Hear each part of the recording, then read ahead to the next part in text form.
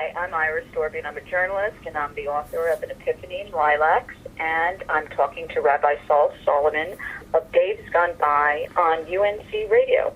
Oh, shalom, my friends. This is your old pal, Rabbi Sol Solomon, founder and spiritual leader of Temple Sons of Bitches in Great Neck, New York. And oh, if there's something that I love even more than theater and music, it's talking about the Holocaust. Because what Jew doesn't? And I'm getting to do that with an old friend of the neighborhood. Her name is Iris Dorbian. Now, you might remember her from reviewing theater. She used to work for theater journals and websites, but she's moved over to the business world, but the creative urge is still inside her, if I may be so bold. So now she's writing also fiction and personal related books. So it is delightful to have Miss Iris Dorbian back in the neighborhood to talk about both her professional writing and the personal stuff that she's doing, including her novel, An Epiphany in Lilacs, in the aftermath of the camps.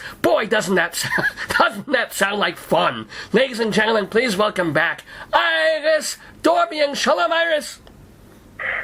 Shalom, Rabbi. Oh, boy. So you went for big laughs and comedy in this new book, An Epiphany in Lilacs. First of all, tell us what made you write a novel? What made me want to write a novel? Well, honestly, a lot of this story is loosely based on my father's personal experiences. My father was a Holocaust survivor, and when he was 14 years old, he was liberated by the British in Germany, and this was May 1945. And I remember about 20 years ago, he started telling me stories about what happened to him when he was in the DP camp after the war, when he was recovering from various illnesses and then trying to move on with his life. And I was very struck by these stories. They were very intriguing to me, and there was a whimsicality to it that I found very arresting, because he was talking about his friendship with an older German Gentile who befriended him in the hospital. He was talking to me about a theater troupe that he joined while he was in the DP camp, and all this while trying to find what happened to his mother and his two sisters from whom he was separated from. So when I was thinking about writing a story about this, I wanted to flesh out the narrative from short story into something that's longer form, but at the same time, I opted a little more for fiction because just to give me more of a distance from the story, and just to give me more of a creative latitude so I could fill in the gaps with some details that weren't in my father's story. So I do use my dad's story as the inspirational basis for what happens to Daniel, who's the main character, but at the same at the same time, I wouldn't call it a biography, because it's not a biography. Fair enough. Now, let me ask, was your father one of those people who, at least for the first 20, 30 years that you knew him, as it were, as your dad, who didn't talk about World War II, the Holocaust, all of that, and then later he finally opened up? Or was he always telling the stories? You just started to really pay attention 10, 20 years ago? Yeah. I was always cognizant of his being a Holocaust survivor. I always knew about it ever since I knew I existed. I always knew that he had been in the camp. And by the way, let me ask you, it was a DP camp. Wait. He didn't like talking about the details of what happened to him during the war. And I remember when Steven Spielberg had that Shoah Foundation. You remember that Shoah Foundation? Yes. When they were interviewing Holocaust survivors for the archives at the Holocaust Museum in D.C. Yeah. And my father had been called a few times, and he wouldn't do it because he didn't like talking to strangers about what happened. However, he did like talking about what happened after the war, particularly when he was recovering. It was sort of like was very therapeutic for him, and he enjoyed talking about the garden that was in the hospital in the back. He enjoyed talking about the British medical professionals who took care of him. He enjoyed talking about that because it was like he was being reborn. And so that he enjoyed talking about that. Okay. But he started really opening up to me about 20 years ago. Was there an inciting incident? Did you ask him and then blah, blah, blah, blah? Or it just sort of naturally out of the blue? It's like, oh, let me tell you this story. Let me tell you that. Before I leave this planet, you need to know these things. There are a couple of things. He had a few health scares. I think that mortality was weighing heavily upon him, and that was one impetus. And it was also during the time when I would visit him on the weekends. I was living in New York, and I would come to Jersey just to see my family, and he would take me out to lunch. We would always go to this particular diner where we would just chat on a wide variety of topics, from the sublime, like history, to the ridiculous, like our favorite soap operas. Yeah. Okay. and then afterwards, he would take me on a drive, and he would just sort of talk about various things that were on his mind. And this was on his mind. But I do think that maybe the knowledge of his mortality was weighing heavily upon him, and that caused him to open up a lot more to me. Even though I always knew the basic trajectory of his personal experience after the war, but I did not know the specific details until 20 years ago. Did he ever write it down? Did he ever keep a diary? Did he ever, or was all oral, passed down to you? Oral. Yeah, oral. He never kept a diary, no. Okay. Although, however, it was during this time, well over 20 years ago, when he started talking to me, that he answered a query that was published in the Jerusalem Report from a World War II and Holocaust historian, very well-known historian named Martin Gilbert. And he was Churchill's biographer, and he was looking to speak to people who had been in Europe during VE Day, just to find out what they were doing, because he was writing this history about Europe on VE Day. And it was around this time that Dad was opening up to me, and Dad contacted me about this query. He said, I'd like to respond to him. Do you think I should respond? I said, yes, Dad, absolutely. He's a very well-known historian. It's probably going to be included in his book. And Dad did. And Dad wrote it down, just what happened to him during the war and what he was doing on VE Day. And you got to read that at some point as well? I got to, yes, he wrote it down, and then he gave it to me to proofread. Okay. This was before journalism school, but I proofread it, and I gave it some edits, but it really didn't need too much. My father was a very smart, self-taught man, and I typed it up, and I gave it back to him, and then he sent it to Martin Gilbert, and Martin Gilbert sent him a follow-up letter saying thank you so much, and he had some other additional questions about what happened to him, and then Dad responded with another follow-up letter, in which I proofread, and sure enough, it made it into the book. And we have an autograph. My dad got an autograph sure. from Martin Gilbert, and that's kind of what started it. And then he started opening up far more. And, yeah. Now, I want to remind people that the name of the book is An Epiphany in Lilacs, in the aftermath of the camps, and you can get it in all the usual places: Amazon, Kindle, and paperback, Barnes & Noble, if there are any more Barnes & Nobles left. And it's published by, Mazo Publishers? Mazo, M-A-Z-O Publishers. It's a publisher that's headquartered in Jerusalem. Ooh! How did you hook onto them? How did they find you or you find them? Well, when I was looking for a publisher, I felt, because this isn't exactly commercial fiction, I thought that the Jewish publishers, the Jewish-focused publishers, would be ideal. So I did some research, and they were on my list, and they were top of my list. And then I sent the manuscript to them, and they liked it, and that's how I found out about them. Oh, that's why. Did you have to query first? Did you send like 10 pages and then they asked for the rest? Or you just sent the whole thing off and said, hey, please give this a read, blah, blah, blah? Yes. They, I sent the whole thing off as well as a little query. Oh, good. Now, this is not your first book. You wrote a book about the theater called Great Producers, Visionaries of the American Theater. This is back when you were more in the theater field, and we'll talk about that. And then also you had another small novella published. It was almost an autobiographical thing more than a novella. What was that? That was called Love, Loss, and Longing in the Age of Reagan. Diary of a Mad Club Girl. That's my silly, wild, and woolly Romana Clef.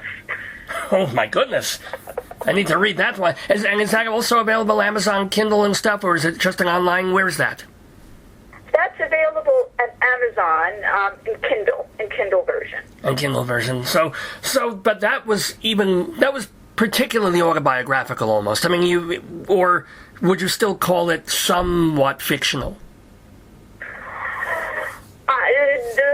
It was definitely, I would say that was semi-autobiographical because there were a lot of things in there that didn't quite happen, but the basic outline was correct.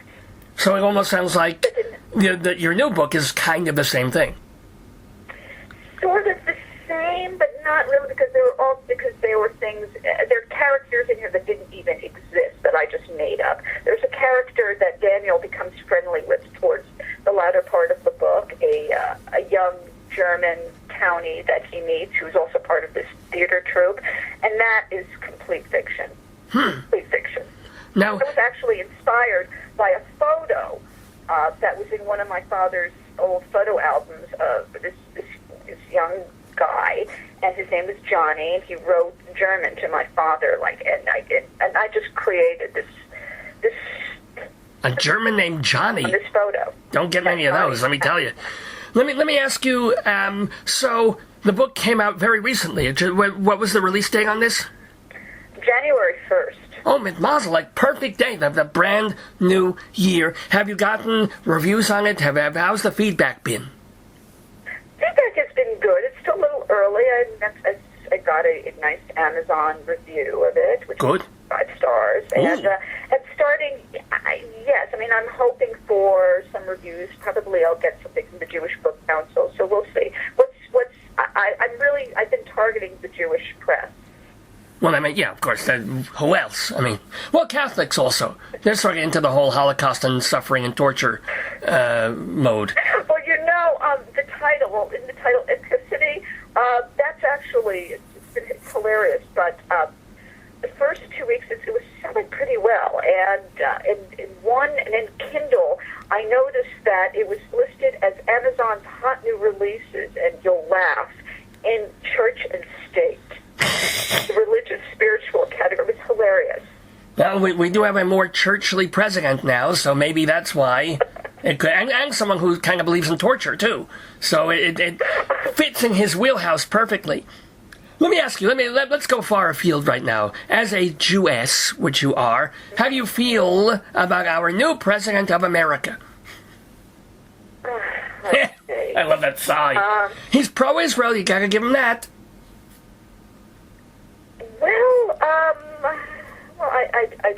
I don't think we're going to go to war against Israel. What do I feel about his relationship with Israel? Well, I mean, as a president in general, I think we can all tell how you feel about that. But as a Jew person, how do you feel about having Trump and the Republicans back in power? Well, okay. I'm a liberal. The one thing, though, that I seem to deviate from the liberal platform is the attitude towards Israel. I support Israel completely and utterly. Yes. And because I support Israel completely and utterly, that does put me at odds with a lot of American liberals, particularly New York liberals, who seem to look more askance at Israel. Yeah. New York liberal Jews who don't think Israel should have the right to exist the way it does. You know, amazing. Yes, yeah. So I area that I'm completely aligned with the Republicans. However, in every other possible area, ... Not. Except for when it comes to Israel. All right. I hear you. I totally and completely hear you. By the way, what was your Jewish background? Were you conservative, reformed, Episcopalian, what?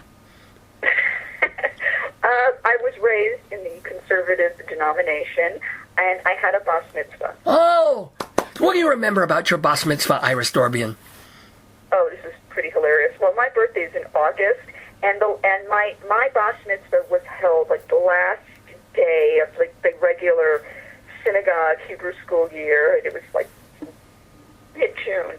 And I remember I had a long haftorah, and I remember that it was in, I grew up in Patterson, but the synagogue was in, I grew up in Fair Lawn, New Jersey, but the synagogue was in Patterson, and I remember it was kind of hot in that synagogue, and I also remember that day of my bas mitzvah, the synagogue was, they were, put it this way, I got an award that day of my bas mitzvah as the most promising Hebrew school student. Oh. I remember I got a book of Jewish folklore, which I never read. I gave to my father, and he read it every single day up until his death. And also I got a candlesticks. So that was part There you go. my reward. But, yeah, I remember it was a very long haftorah, and I remember we had some of the festivities in the synagogue, and it was a very nice little spread afterwards, and then afterwards there was a reception at my parents' house. And by the way, I don't mean to, well, I do mean to interrupt you, but I want people listening to this, and especially from the FCC, that in this interview, we have already used the words oral, DP, and spread, and they've had nothing to do with what you're actually thinking about. Please, Iris, continue. No, not at all. And my God, those dirty minds. Oh, what? No, not me, not I.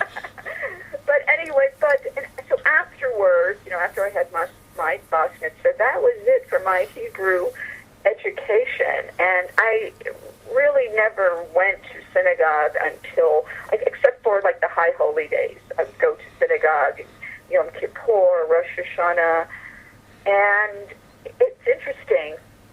But when my father died, I started going to synagogue again every Friday night, up until the unveiling, just to say Kaddish for him. And it was very therapeutic. I started doing it in New York. I was living in New York, in this conservative synagogue that was near Lincoln Center. I would go there every Friday night, say Kaddish for him. And then when I moved back to Jersey, like 6 months later, I resumed that in a Jersey synagogue. Oh, so you're still, every week you go to shul still, roughly? No. I did it, because that was just part of the morning. Yeah, well, during that year, but after that year was over, you kind of... Yeah. Oh, shame on you. Yeah. Go back! Yeah. Go back! They want you. They miss you. They need your donations in the collection plate, let me tell you. But let me ask, as someone whose father went through the Holocaust in the camps, the DP camp anyway, and someone now who has written about the Holocaust, how do you reconcile, also as a modern Jewess, the Holocaust with a belief in God? How do I reconcile the Holocaust with the belief in God? Well, That's what I asked, yes. Yeah, I mean, I've never... I don't know if I per se have believed in the old-fashioned idea of God. I don't believe God is an old guy with a long beard, playing a harp on a cloud, on a mushroom cloud above me. I believe in God. That's Moses, by the way, not God. You're confusing the two men. But yes, continue. Okay.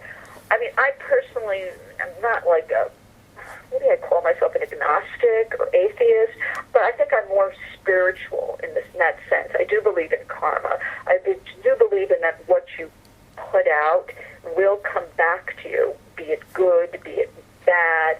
I do believe in the law. Okay, yeah. And how do I reconcile my belief in In other words, how do you, if there is a God, why would you let the Holocaust happen, etc., and so forth? I know, it's... I am going to answer that. Ooh. I'm going to quote from a line that's in a Woody Allen film, like when the Woody Allen character says this to his father, he says, how the hell should I know? I don't even know if the can opener works.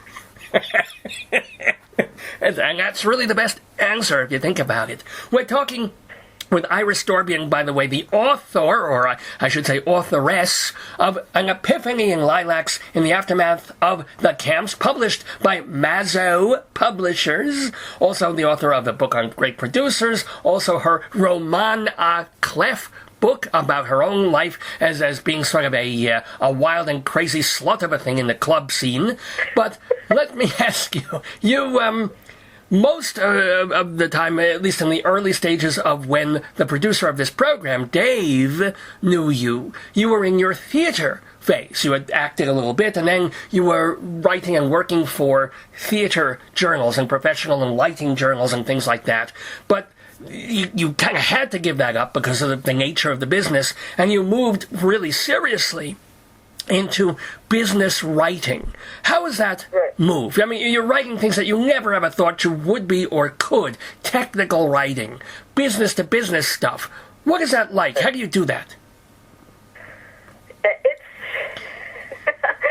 to the rational mind, it's a very bizarre digression. I agree with you. I was laid off in March 2010. This was during the height of the recession. I was a group editor at a B2B publisher, and I was covering media, PR, and it was really a form, my reinvention was just a form of survival. It was either that or selling real estate, which I didn't want to do. I hear you. So I reinvented myself as a freelance business journalist, and if somebody needed help with writing about small business, which I knew about because my mother was a small business owner, then I would just pitch in. And I had to do it because it was either that or I wouldn't be able to pay my bills. And I live on the street. So that's how I morphed from being this arts theater journalist into being the business finance journalist that I am now. Do you understand? I think the people on Wall Street, 60% of what they think they know, they're really bullshitting everybody. Do you understand finance? Do you understand Wall Street and stocks and bonds and markets and business-to-business talk? Certainly a little more. I certainly understand it better now than I did 8 years ago when I was a theater journalist. Now I definitely understand it, and you're right. There is a lot of BS involved. Oh, you can say the word. We're not on the FM. You can say bullshit. Say bullshit. Bullshit. Yes. So you still got a little bit of that wild slut in you. I knew it. But I do find it fascinating, particularly when I'm writing about a private equity firm and they've raised like billions of dollars for fun. It's just fascinating just to hear about how much money is raised, an astronomical amount that's raised for investing in the financial technical sector or investing in pharmaceuticals. It's fascinating to me. Now, has that made you... I mean, nobody gets rich from being a writer unless you're Stephen King. Has that made you want to become an entrepreneuress yourself or start your own business or invest in ways? Has that helped? Have you done that? Well, I mean, what I have done is that I do some investing, but as like an amateur, small-time, retail investor, I do invest in stocks and mutual funds, but that's really more like it's a necessity. Again, as I said again, about reinventing myself from a theater journalist to a business journalist, that was necessity. And this is also a necessity because I'm trying to also build a nest egg, because you can't just rely on salary. Unless, of course, you are a CEO, unless because you're Mark Zuckerberg or you're, you're our president. Jeff Bezos. Oh, He's our entrepreneur. I hear you. So who inherited most of his money, whatever, from his father, but that's something else, you know. But you have to look beyond that, and so yes, I had to be entrepreneurial in my financial holdings. So do you miss writing about the arts, or it's been long enough that you still do? Yeah, I do miss writing about the arts, but I have been, since last year, I've been a contributor to my friend Leonard Jacobs' site, the Clyde Fitch Report, which is an arts and political blog. Oh, Leonard has been on this radio program. He's a friend of the neighborhood. Yes, he is. Yes. So it's the Clyde Fitch Report, if people didn't hear that. And it's a mix of both the arts and politics together. It's an interesting website. So you write for them? I write for them. I have a column every month. Ooh. The nickname of my column is The Truth Sayer, because I am the truth sayer. Okay. And last year I blogged quite a bit about the election. And now that that's over, I'm blogging about the arts. We'll see. I mean, I might be interviewing the producer of a Broadway show coming up, but if that doesn't happen, I'll probably be blogging about this television show, reviewing this show, The Young Pope, that just started airing. Now, by God, oh boy, talk about moving far afield. Not only did you move from the arts, you're now moving from the Holocaust to a pope. Please don't convert on us. We need more Jews like you, Iris. We hate to lose you. But we have been talking with Iris Dorbian. She is the authoress of An Epiphany in Lilacs in the Aftermath of the Camps. You can get that on Amazon and Barnes & Noble. On all, you know what? If you go to her website, irisdorbian.com, IrisDorbian, irisdorbian.com. You can get links to all the stuff that she does, to her various books. And what else are you working? Do you have a nascent idea for a next book at this point? Actually, it's funny you ask. I just started working. It's just very early stage on this manuscript. That's also another young adult story. It's inspired by something that happened to me when I was a kid. I was bullied when I was 13, 14 years old. And it was so bad that at one point I hid in the parking lot of the local VFW building like a few times rather than go to school and face my bullies, because it was just so terrible. And the teachers did not help. This was the 70s. It was not this big cause célèbre that it is now, although I'm very skeptical that the teachers really help kids who are being bullied. I still don't think they do. But anyway, I'm using some of that to write this particular story that's set in the contemporary time period. It's not set in the 70s or the 80s. It's not period. And I'm using a program that I know quite a bit about, that's based in the Berkshires. It was co-founded by Shakespeare and Company and a now retired juvenile court judge. And it's called the Shakespeare in the Courts Project, in which juvenile offenders are sentenced to Shakespeare as a condition of their probation. At least they're not sentenced to Samuel Beckett. That would be so much worse, but yes. And in this particular manuscript, the character she's sort of inspired a little bit by me, but not totally, because there's a lot in her story that's not my story as well. Not at all. But she's been bullied relentlessly by this girl. And finally she snaps, and she beats the hell out of her. And she's being sentenced to this program that's inspired by this program that I know a great deal about, that I'm going to be creating a fictitious version of it. So that's it, and that's what I've just started. And now, I've just started this manuscript. She's being sentenced to this program. Oh my goodness! I mean, I just love that you're able to carve out parts of your time for writing what you have to as far as business, parts of your time for trying to market your material, and time to write something new. And I think that's really the best kind of writing life that you can have. Don't you agree? Mm-hmm. Yes, I mean, it is. It does get kind of hectic, especially when you think to yourself, okay, I really want to write this, But if you really want to do something badly, you'll find the time for it. Oh, I do everything badly. I find the time to do everything I do badly, let me tell you. That's another thing. Badly, but if you want to find the time to do something, you will do it. Well, that's how I face life. That's how I think about it. So. Well, I'm very glad we found the time to talk with Iris Dorbian and that she found the time to talk with us. Remember her website, irisdorbian.com, her book, An Epiphany in Lilacs. Iris, I wish you much more writing success, career success, more creativity, and just don't get too into that Pope program where you're no longer Jewish. That would scare me. But otherwise, I think you're doing great. And it is lovely to have you once again in the neighborhood. By the way, last question. What's your Hebrew name? Irit. Irit?